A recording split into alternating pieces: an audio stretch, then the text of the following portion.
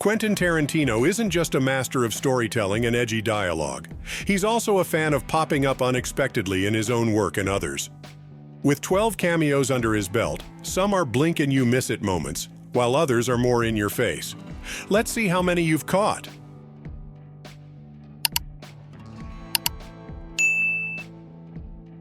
Tarantino managed to get a small cameo as an Elvis impersonator on an episode of The Golden Girls, just as he was starting out in Hollywood. In the episode, he plays one of many Elvis impersonators. If you look closely, you can see Tarantino center left in the beige suit, just behind and to the left of the impersonator with the guitar. I do love you with all my heart. Reservoir Dogs. This was Tarantino's first real cameo, with actual lines. And it started off a series of appearances in his own films that could be argued are small roles rather than actual cameos. In Reservoir Dogs, Tarantino plays Mr. Brown, who delivers a classic pop culture-inspired Tarantino speech about his interpretation of Madonna's Like a Virgin before his untimely demise. Hey, let me tell you what Like a Virgin's about. It's all about this Coos, who's a regular fuck machine. I'm talking morning, day, night, afternoon. Dick, dick, dick, dick, dick, dick, dick, dick, dick. How many dicks is that? Tarantino was nominated for Best Director for Pulp Fiction and won Best Original Screenplay for the film. But he also acted in it too as Jimmy, the guy whose house Jules and Vincent clean up a murder in with the help of Mr. Wolf. Tarantino originally considered playing Lance, the character who assists Vincent resuscitating Mia, but he eventually decided he wanted to be solely behind the camera for Mia's overdose scene. Hey, that's cool in the gang. You know, we don't want to fuck your shit up. All I want to do is call my people, get them, bring us in, that's all. You don't want to fuck my shit up. You're fucking my shit up right now. You're gonna fuck my shit up big time if Bonnie comes home. So just do me that favor, all right? The phone is in my bedroom. I suggest you get going. Desperado. Tarantino pops up in this sequel to El Mariachi, directed by his friend Robert Rodriguez. In his brief scene, Tarantino seems to sport some sort of Mexican accent in his first couple of lines before speaking in his normal voice and telling a joke about a bartender and urination. The scene, unsurprisingly, ends with blood. I just bet them $500 a piece that I could piss on your bar, piss on your floor, piss on your phone, and piss on you, and not only would you not be mad about it, you'd be happy. Girl 6.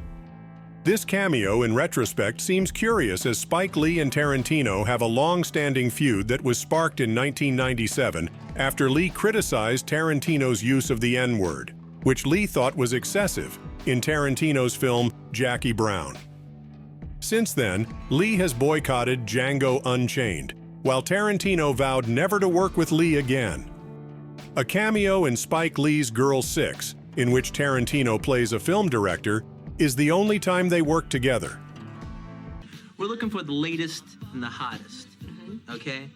We're looking, we're looking for the beauty of Halle Berry, the sexiness of Jada Pinkett, the soaring voice of Whitney. Can you sing? Yes, I can. Don't talk. Listen. Little Nicky. Tarantino played an eccentric blind preacher in this Adam Sandler comedy and appeared in several slapstick-laden scenes in which his character can sense Nicky is from hell and gets himself into more and more accidents. I know the good Lord still loves me. He loves all of his children. Why, he loves you. That's the And he loves you. Here he goes. The Muppets movies always have cameos and celebrity appearances in them, and Tarantino played himself in The Muppets Wizard of Oz. In his scene, he pitches some rather unsuitable suggestions to Kermit the Frog for the climax of their Wizard of Oz production, including samurai sword fights, Japanese anime, and bloodbaths. I got it. Dorothy. Bad. Dorothy goes to kick the Wicked Witch. Are you ready? Yeah. You ready for this? Here it comes. Yes. In the face. Oh, now that we can afford. Tarantino played Warren, a bar owner, in Death Proof, his least discussed film. According to Eli Roth, Tarantino actually drank real shots in his scenes and ordered the rest of the cast to do so too, in order to make the scene look and feel more realistic. A virgin pina colada for my stuntman friend, and I'll have another Cadillac Cabo Wabo margarita. Cabo Wabo, virgin. Django Unchained wasn't the first Django Tarantino appeared in. It was actually 2007's very camp film, Sukiyaki Western Django, the title of which is a play on the genre spaghetti western. Sukiyaki is a Japanese dish served with noodles.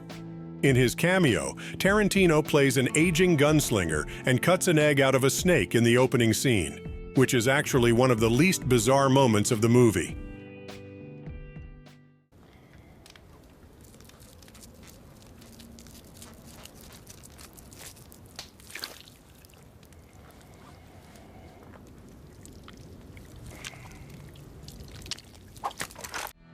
Tarantino appears twice in Inglorious Basterds. He appears later in the film as an American GI in the film within the film Nation's Pride. In it, he faces away from the camera and says, Colonel, I implore you, we must destroy that tower! His more noticeable cameo comes earlier in the film as a German soldier getting scalped by the bastards. Django Unchained. Tarantino's character in this Django film is much less capable than the one in Meek's movie.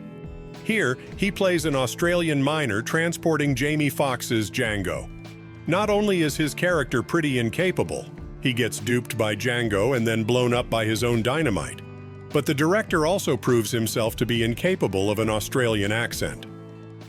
A little doing them off for you black bastard claiming. The Hateful Eight. Technically, this may not count as a cameo since he doesn't actually appear on the screen. But it was still a surprise to hear Tarantino's unmistakable voice pop up halfway through the film, in between the first and second acts. Tarantino explains that the audience has missed something crucial during the preceding shootout. Someone poisoned the coffee. 15 minutes ago, Major Warren shot General Smithers in front of everybody. But about 40 seconds before that, something equally as important happened, but not everybody saw it.